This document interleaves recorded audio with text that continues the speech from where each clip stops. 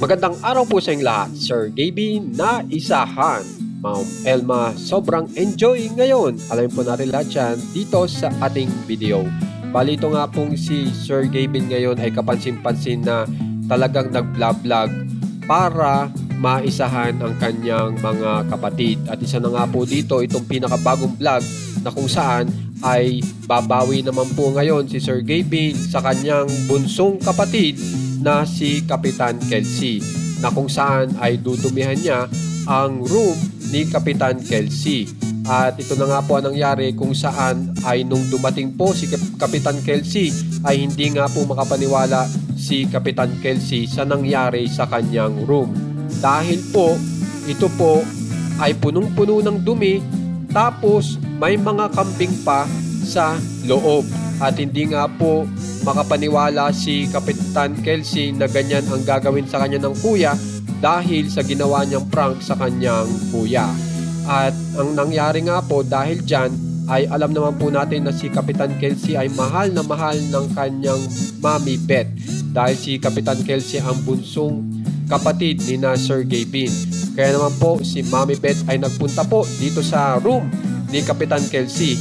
At talagang kitang-kita nyo po ang itsura ngayon ni Sir Gavin kung gaano kakaba. At hindi nga po mawari kung ano ang gagawin. At ito nga po kung saan ay kapansin-pansin po ay sa dulo ng video ay si Kapitan Kelsey na po ang masaya dahil ang sinabi po ni Mami Beth na ang maglinis ng lugar ni Kapitan Kelsey ay itong grupo ni na Sir Gavin. Kaya naman po medyo naging makwela nga po ito pong naturang vlog ni Sir Gavin, kaya sana panuorin nyo. Samantala dito naman po tayo kay Ma'am Elma, kung saan ay tuloy-tuloy ang ligaya sa Seoul, Korea. Kung saan ay naggala na naman po siya sa iba't ibang lugar. At ito po yung kanyang ginalaan ngayon, Yunpyong District, na mapapansin nyo napakagaganda nga po ng naturang bahay.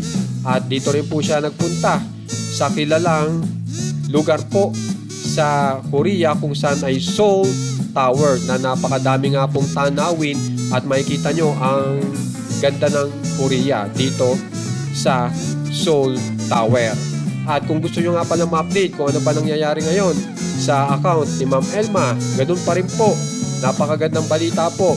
Nandiyan pa rin po si Sir Gavin na kung saan ay nasa wallpaper ni Ma'am Elma. Kaya naman guys, kung gusto niyo po ma-update sa nangyayari po kina Ma'am Elma at Sir Gavin, subscribe na po kayo sa ating channel na One Katawa. Maraming salamat po.